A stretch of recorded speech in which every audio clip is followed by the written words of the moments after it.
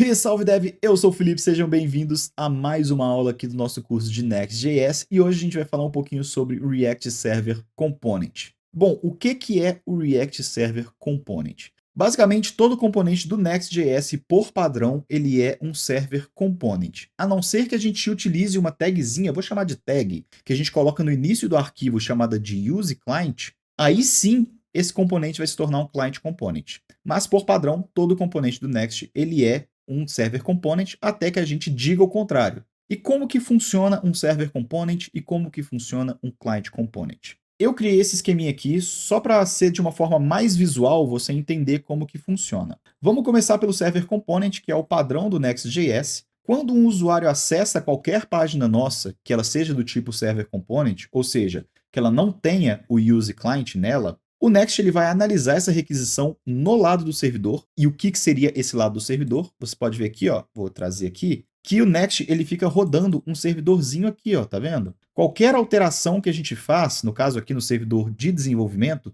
qualquer alteração que ele faz, ele loga essa alteração aqui. Qualquer página que a gente acessa, eu vou acessar aqui o ID 3, por exemplo, olha só, ele logou o ID 3 aqui que a gente acessou essa tela.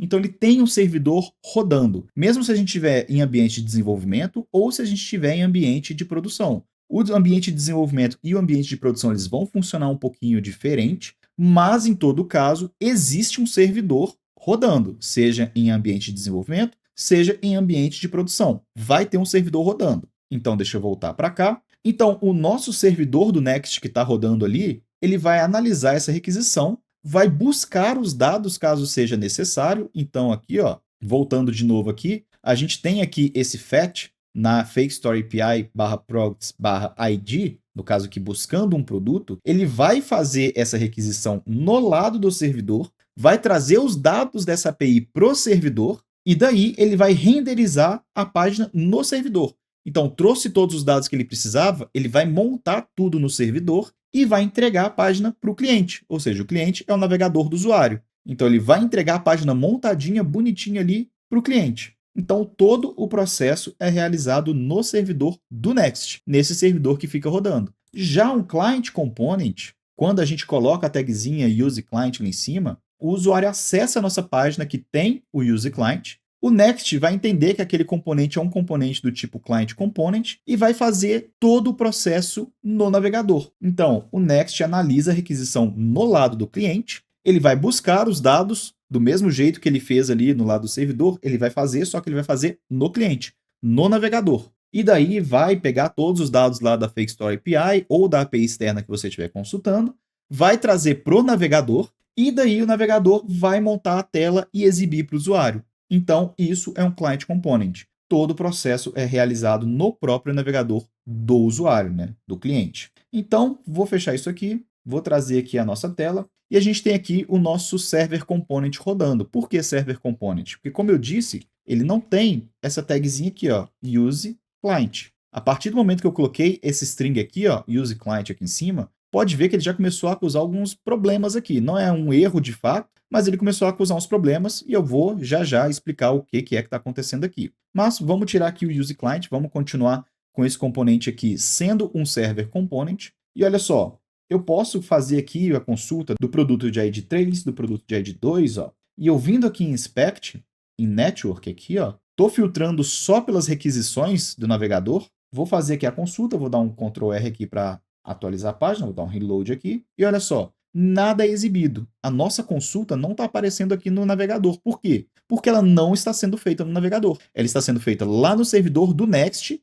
Quando o Next pega todos os dados, ele manda aqui para o navegador. Monta tudo e manda para o navegador. Então, todos esses dados aqui, ó, agora eu estou filtrando por tudo, todo esse CSS, todo esse JS aqui, o navegador só está precisando ler eles, mas ele não está precisando montar eles, porque eles já foram montados no lado do servidor. Vou tirar tudo isso daqui. Eu criei uma paginazinha aqui, ó, chamada Camisa Fitness. Opa, deixa eu pegar aqui. Camisa Fitness. E ela tá aqui, ó, com basicamente as mesmas coisas aqui da nossa page. Eu tirei o parâmetro, porque é uma página estática, ela não recebe um parâmetro. Então, eu estou consultando aqui o produto de ID 2 estaticamente, né? Estaticamente que eu digo assim, estou forçando o ID 2 aqui. E aí a gente vai transformar essa tela aqui numa tela do tipo useClient. Porque a gente já entendeu o que é um Server Component. O Server Component trabalha no servidor. Agora a gente precisa entender o que é um Client Component. Então vamos montar um Client Component aqui? Vamos lá. Vou colocar aqui no início o use client e ele vai começar a dar esses erros aqui. Por quê? Porque, primeiro, um componente do tipo use client ele não pode ser assíncrono.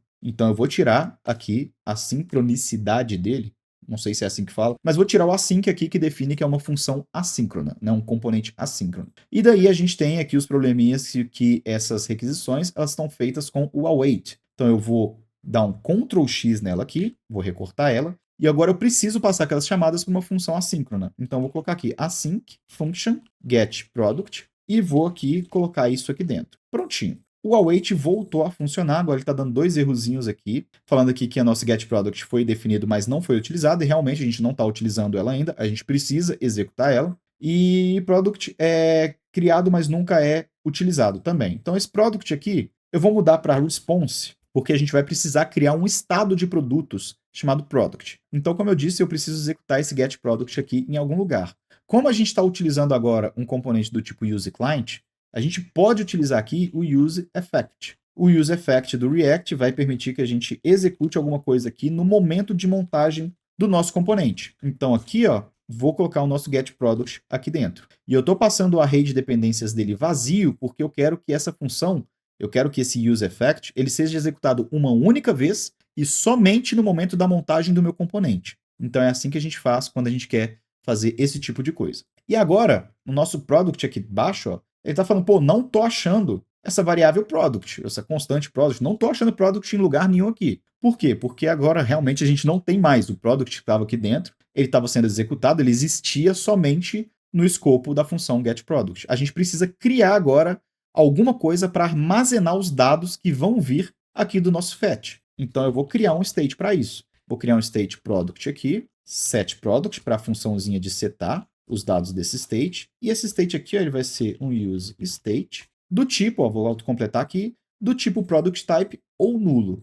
Por que ou nulo? Porque no momento que esse componente está sendo montado, que ele ainda não existe, ele está sendo criado, os dados de product não foram consumidos ainda. GetProduct não foi executada, a gente não tem os dados do meu produto. Então eu vou iniciar ele como nulo, porque ele realmente não existe os dados. No momento que a função getProduct foi executada, que a gente usar aqui ó, o nosso setProduct para definir que a gente vai dar a resposta, né, os dados que vieram do nosso produto, e a gente vai armazenar dentro do state product, aí sim esses dados passam a existir no state. Daí ele se torna do tipo product type, beleza? Então aqui está funcionando, só que ele está dando um errinho aqui, ó, product is possible null.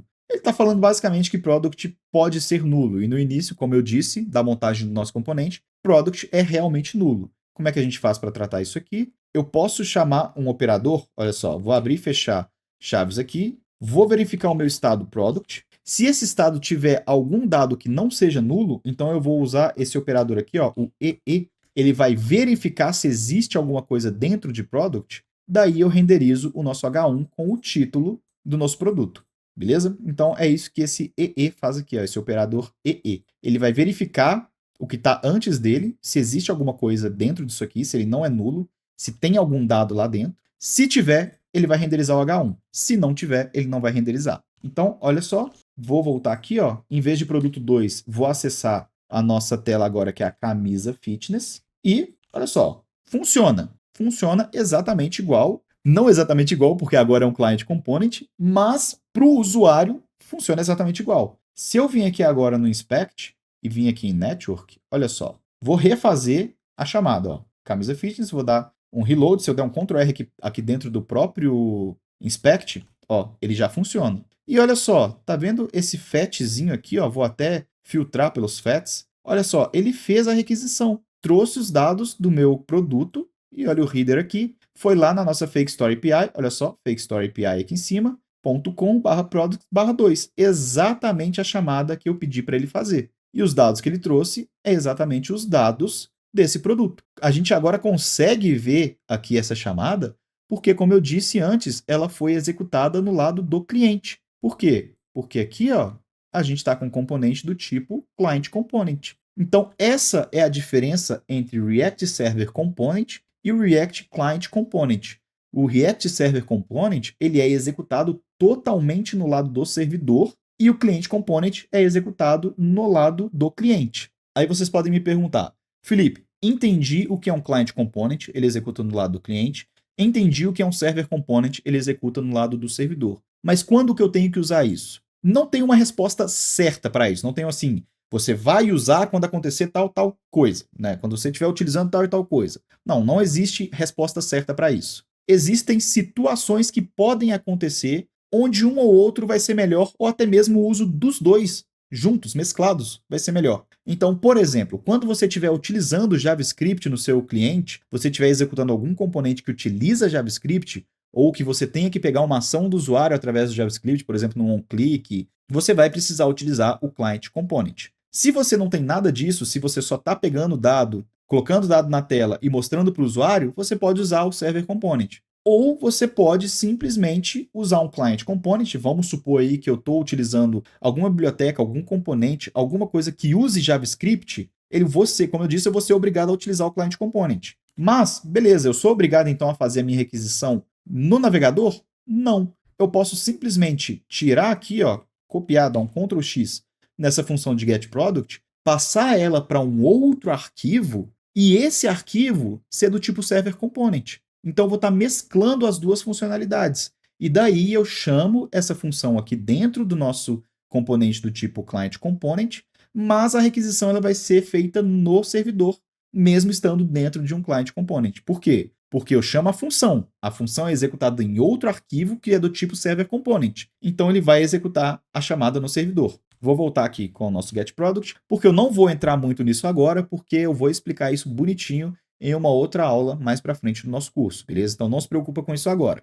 Mas essas são as diferenças entre Server Component e Client Component, e é assim que a gente utiliza um Client Component e um Server Component. Se essa aula te ajudou de alguma forma, mano, não esquece de deixar o like, que ajuda demais o canal a crescer. Se você não for inscrito, considera se inscrever e ativar todas as notificações. Eu tô tentando postar pelo menos 2 vídeos por semana, mas essas últimas semanas eu consegui postar vídeo todos os dias, mas aí vai ter pelo menos 2 por semana. Então se inscreve aí para receber todos os nossos vídeos. E se ficou alguma dúvida, pode deixar aí nos comentários que eu tento te ajudar a resolver. Eu vou ficando por aqui, até a próxima. Falou, valeu e fui!